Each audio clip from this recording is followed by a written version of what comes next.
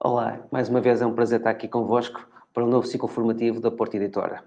A proposta para este ano está relacionada com os conteúdos programáticos do oitavo ano de Ciências Naturais, nomeadamente a necessidade de criar nos nossos alunos contextos investigativos que os vão ajudar a compreender e a aplicar num contexto mais prático aquilo que são as aprendizagens essenciais. O objetivo então será aqui criarmos dois cenários onde vamos explorar e discutir algumas atividades que podem ser realizadas em sala de aula e que vai permitir então ao professor enquadrar os diferentes conteúdos da disciplina num caso investigativo mais prático. Claro que antes de começarmos a analisar as situações, era bom fazermos aqui uma ponte e ver aquilo que será necessário desenvolver para os nossos alunos. Eu tenho aqui uma tabela, que é aquilo que é usado pelo IAV, onde nós temos alguns níveis de desempenho. Portanto, quando nós planificamos nossas atividades, seria relevante ajustar aquilo que é a atividade, o contexto da atividade, ao nível de desempenho que nós queremos então atingir com os nossos alunos. Sabendo que a maior parte deles tem alguma dificuldade em atingir níveis superiores, nós podemos ajustar aqui a atividade e a linguagem usada de modo a dar resposta, então, a esses indicadores de desempenho. Uma ferramenta útil para essa nossa atividade pode ser, então, este conhecimento dos níveis de desempenho cognitivos definidos por Mazar e Kendall, em que nós, de acordo com o tipo de linguagem e o tipo de verbo que utilizamos, podemos distinguir, então, aqui, nomeadamente, 4 níveis de desempenho, que vai desde o reconhecimento, nível 1, até a utilização desses conceitos em novas situações, nível 4. E, portanto, será útil para nós, como professores, temos aqui uma ferramenta que, ao longo do nosso ano letivo, nos vai permitir, então, ajustar níveis crescentes de complexidade, de modo a adequá-los de uma forma mais eficaz com os nossos alunos.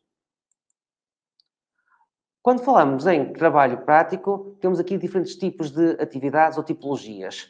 Logo à partida, quando envolve a realização de uma atividade, e essas atividades podem ser mais laboratoriais, e aqui teremos então a utilização de instrumentos próprios de laboratório, ou até de carreiras mais investigativo experimental, onde vamos para os alunos trabalhar com variáveis. Portanto, nós podemos, dentro da sala de aula de ciências, ter várias tipologias de atividades, umas mais teórico-práticas, onde eles vão ter uma nova realidade e vão aplicar conhecimentos, até aquilo que seria o trabalho experimental, onde eles vão então usar variáveis para chegar então a conclusões.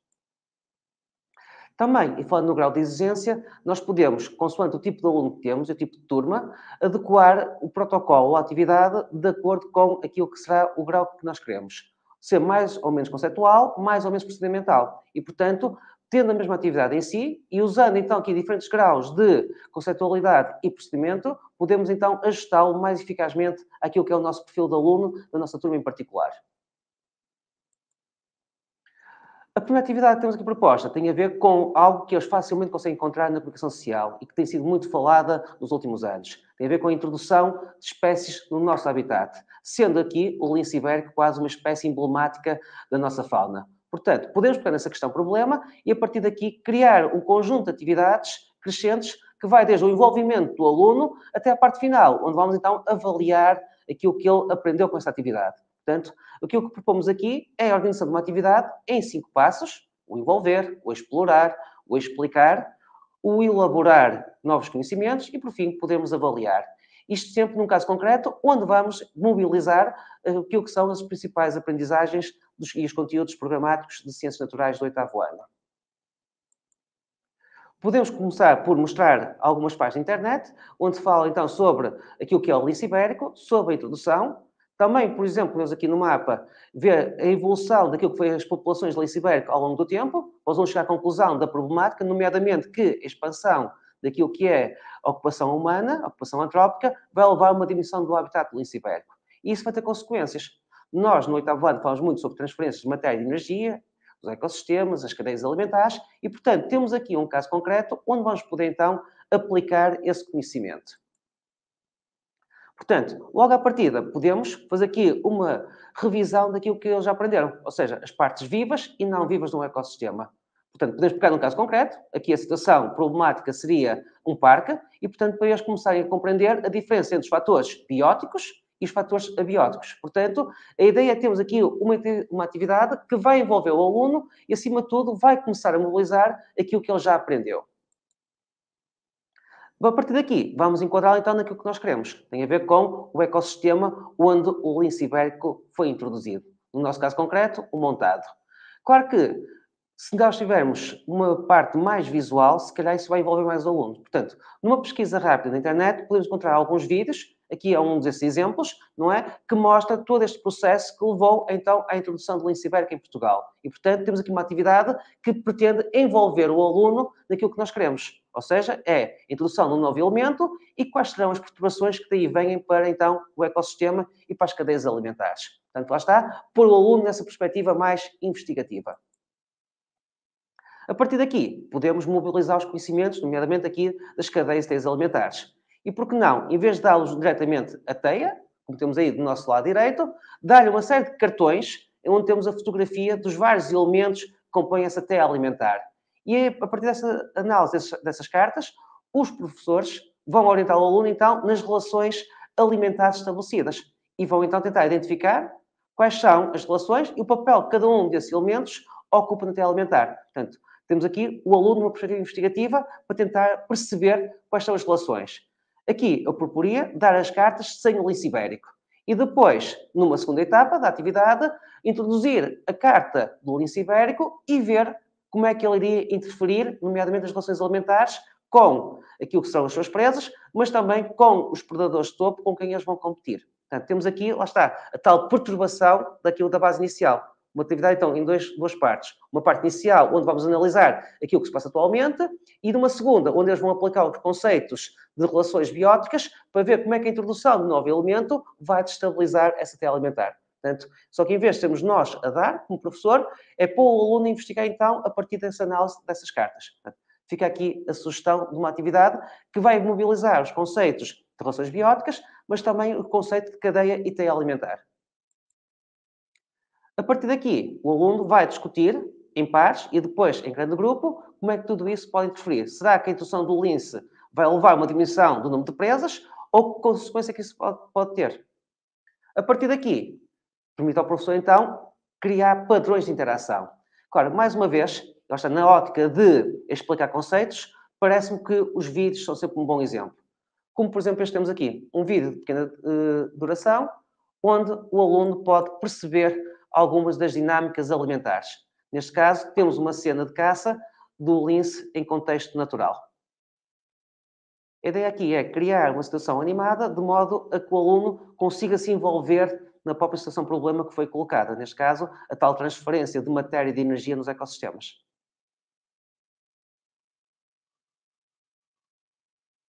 Avançando aqui um bocadinho, dá para perceber um bocadinho aquilo que será a técnica de caça do elemento e começamos a ver aqui, e pode ser debatido com os alunos, algumas das relações estabelecidas, nomeadamente a transferência de energia da parte das plantas para o coelho e depois a introdução de um predador, neste caso o lince, que vai ter um papel superior na teia alimentar.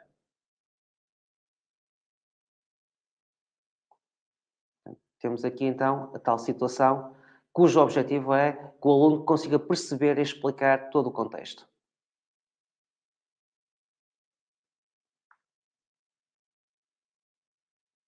Avançando um bocadinho na ação. Aqui já avançamos demais e, portanto, aqui a tal relação alimentar que se cria com a tal transferência. E, portanto, aqui podemos começar a analisar como é que a introdução, então, de um predador, e seria isso a tópico de discussão, será que ao introduzir mais um predador, a quantidade de presas vai diminuir? E, portanto, seria este o lançamento da atividade e ver, então, estas situações de perturbação nos ecossistemas. Portanto, temos aqui o nosso caso concreto, que vai permitir, então, essa interação com os alunos em contexto de sala de aula. A partir daqui, podemos, lá está, mostrar alguns gráficos e ver aquilo que é a percepção do aluno das relações alimentares que se criam.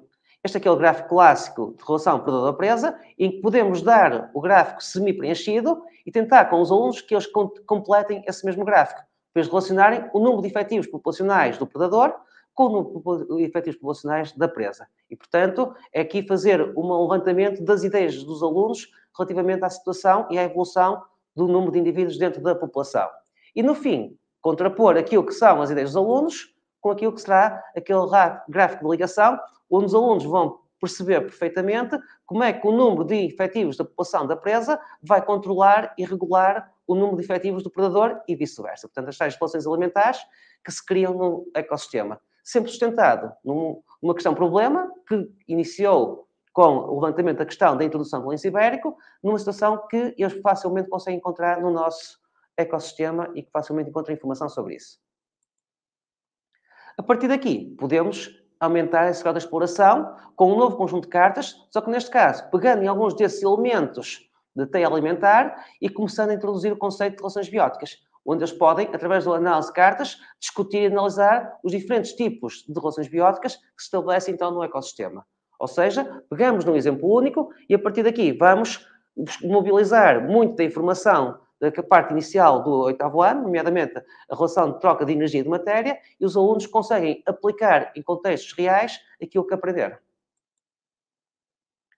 Depois, podemos aqui introduzir o impacto humano. E aqui podemos, lá está, dar mais um bocadinho de informação.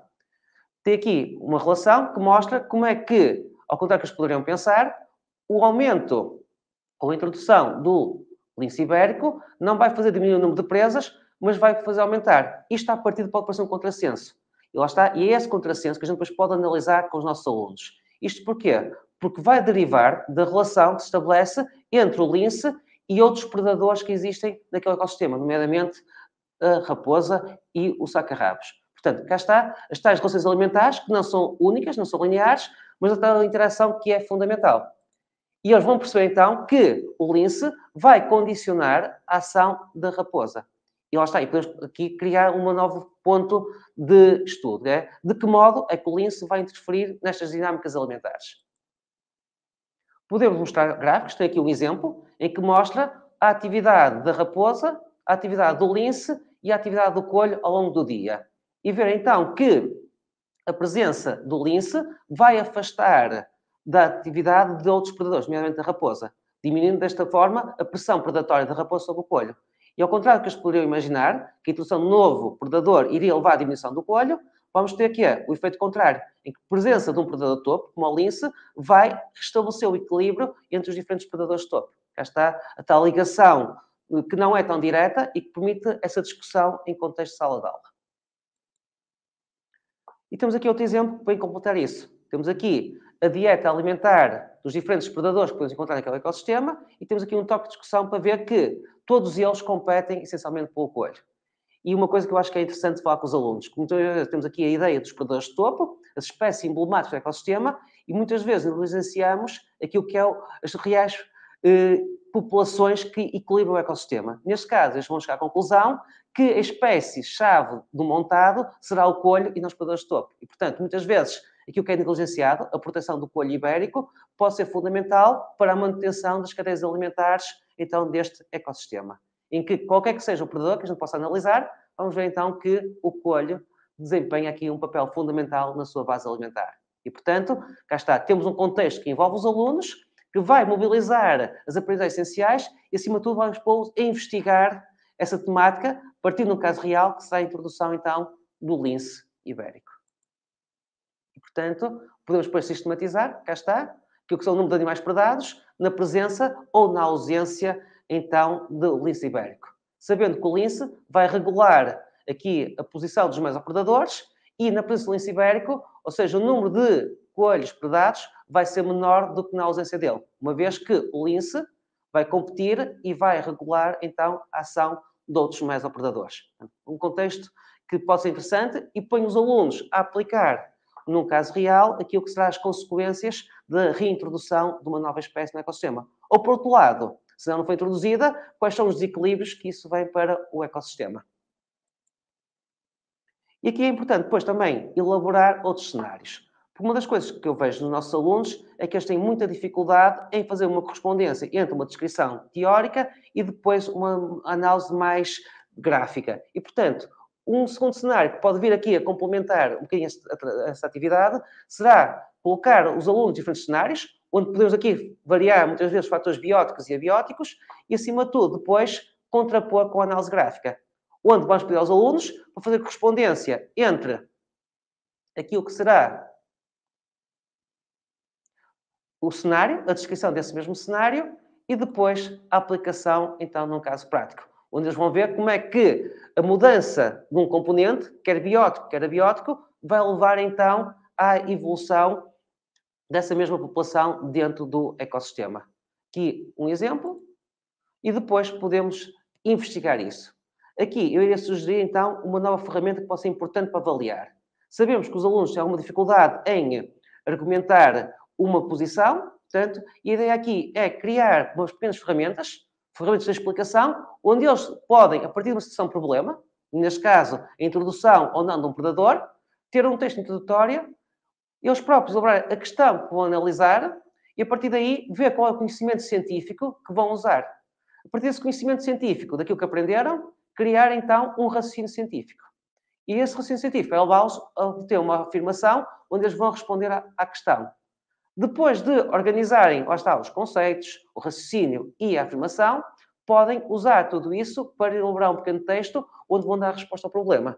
Neste caso, podemos pôr, então, pegando na situação do lince ibérico, será que a introdução do lince ibérico vai aumentar ou vai diminuir a população de coelho selvagem? E, portanto, a partir daqui, eles vão analisar, vão investigar e vão chegar às suas conclusões. Portanto, tem aqui uma ferramenta que pode ser útil depois para avaliar de uma forma mais formativa aquilo que foi o desenvolvimento do raciocínio científico do aluno.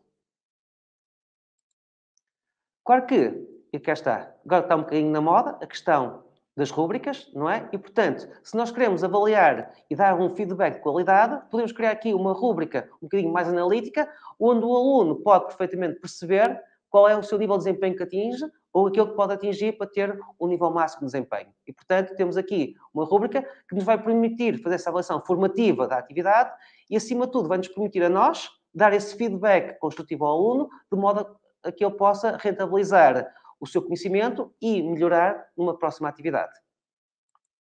Após isto, podemos então depois avaliar. E aqui temos dois tipos de avaliação, mais de instrumentos escritos, quer formativos, quer sumativos. Eu costumo dizer que aqui a grande diferença entre uma avaliação e outra é que a avaliação formativa é para as aprendizagens e vai permitir aos alunos atingir conhecimento. Quando eu quero avaliar sumativamente, vou avaliar as aprendizagens ou das aprendizagens. Portanto, os mesmos instrumentos, de acordo com o fim, podem ser usados quer numa avaliação formativa, quer numa avaliação sumativa. Agora, todos eles enquadrados com matemática. E, neste caso, partimos, então, daquilo que foi a reintrodução do lince e todos os instrumentos foram criados, então, nesse sentido. Mobilizando conhecimentos de cadeias de alimentares, transferência de energia e de matéria e, acima de tudo, as relações bióticas e abióticas do ecossistema. Portanto, cá está uma introdução, um contexto teórico, onde os alunos vão investigar e vão aplicar aquilo que são as aprendizagens essenciais do 8º ano. De minha parte, foi um prazer. Estamos terminados por hoje. Espero contar convosco na segunda parte deste webinar. Obrigado. Até à próxima.